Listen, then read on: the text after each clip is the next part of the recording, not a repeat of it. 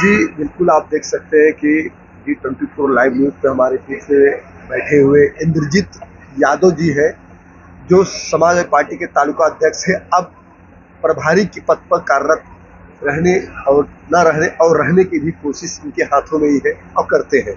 लेकिन आपको बता दूं कि जिस तरह से महाराष्ट्र में एक जो रणनीतिक चुनाव का जो लड़वैया जो चुनाव चलने वाला है इस 2024 में, जिस तरह से संसदीय लोकसभा में एक हलचल दिखने वाला है, तो वाकई में आज इसी पर एक खास चर्चा करने जा रहा हूं। और चर्चाएं होगी क्योंकि अब चर्चाएं कुछ ही पल रह गए। कभी कुछ अलग तरीके के पत्रकारों की जो एक अंदर की जो जिज्ञासा है वो चाय पे भी चर्चाएं चल सकती है। लेकिन आज जिस तरह से इस मोड़ पर आज जो पूरे महाराष्ट्र की चुनावी रणनीति जो देखने को मिली है और जो चुनाव लड़ने वाले हैं, वाकई में कुछ एकदम अलग विचारधाराएं और सोच की देखने को मिल रही है। लेकिन आज इसी को सही तरीके से बात करने के लिए हमारे बीच में समाजवादी पार्टी के इंद्रजीत यादव जी उपस्थित है और इनसे भी चर्चाएं करना चाहेंगे, पूछेंगे कि किस तरह से सवाल और जो आज जो महाराष्ट्र में चल रहा है, रणनीति चल रही है, क्या ये जमीनी स्तर से हो ना हो, लेकिन अब जिस तरह से महाराष्ट्र में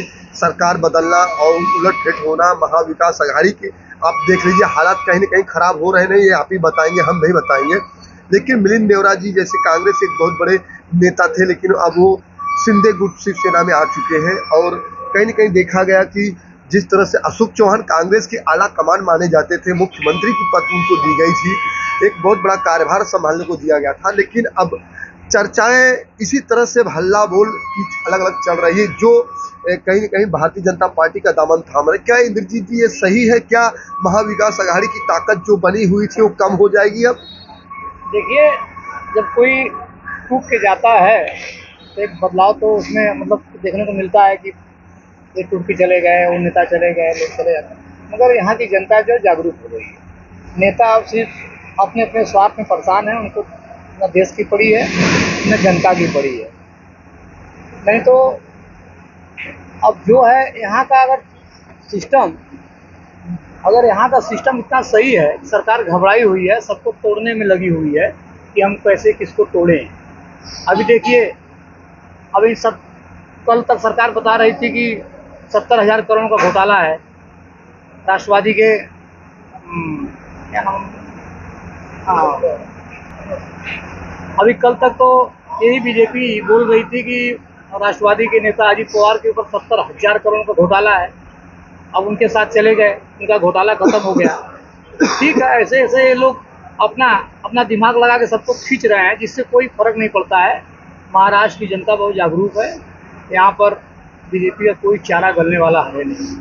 और जो अघाड़ी जो लड़ेगी वो बहुत मजबूती से लड़ेगी, उसमें कोई शंका की बात नहीं।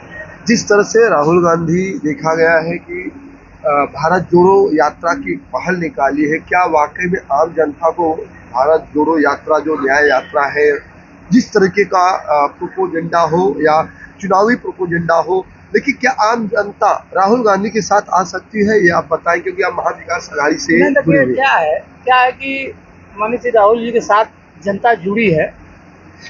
जिस तरह उनकी छवि बिगाड़ी गई थी और उससे बहुत प्रभाव पड़ा है, जनता के बीच में गए हैं, बहुत प्रभाव पड़ा है, उनसे जनता जुड़ी है और जनता लगातार उनसे जुड़ रही है। अब यही लोग हल्ला करके राहुल गांधी को इतना हल्का बना दिए। राहुल गांधी उतने हल्के आदमी नहीं है।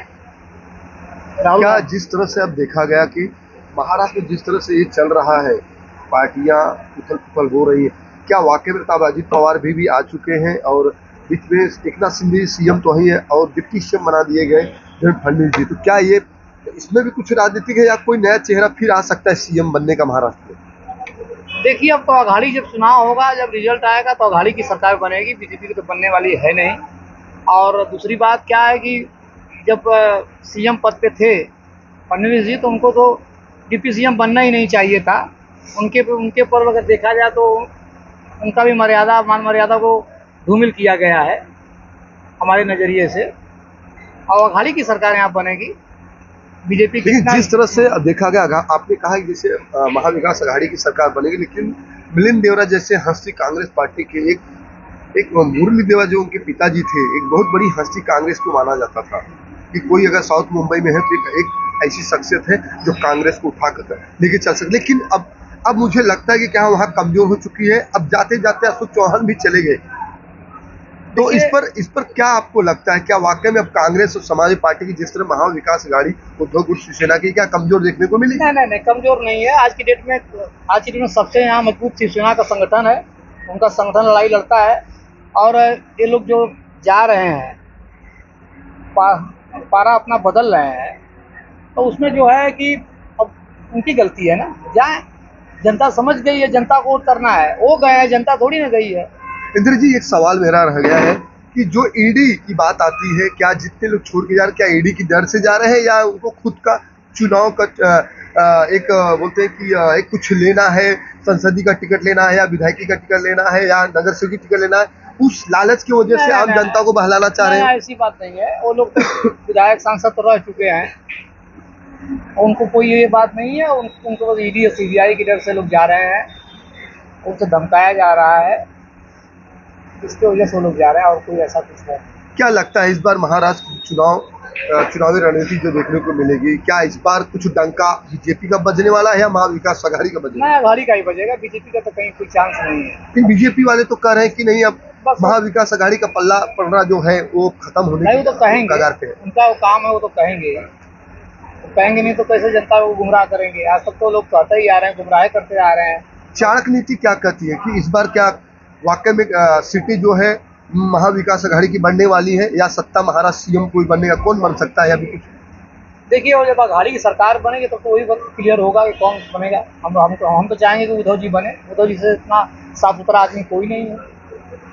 उन्होंने जो भी 2-3 साल उनको मौका मिला तो उसमें उनका तो कोई शिकायत। बात आ गई है मराठा आरक्षण समाज को लेकर कि उद्धव जी भी सरकार थी, वो भी महाराष्ट्र के सीएम थे, लेकिन मराठा आरक्षण तब नहीं मिल पाया था।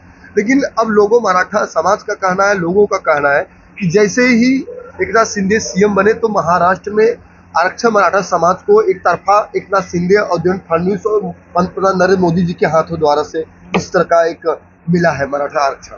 क्या कहना चाहिए, किसके किसके दौलत पे मिली है? देखिए, जो मराठा आरक्षण मिला है, देखिए सीएम जब वो बने तो उनको कोरोना आ गया और टाइम कुछ मिला नहीं। उनको सोचने का, विचारने का है कि नहीं। ये लोग क्या है कि अब देखिए, ये लोग भारत रत्न 5 बांट दिए, जहाँ 3 का ही नियम होता है। 5 बार तो लोग कुछ भी कर देंगे वोट लेने के लिए। इन लोगों के लिए बहुत बड़ी बात नहीं है।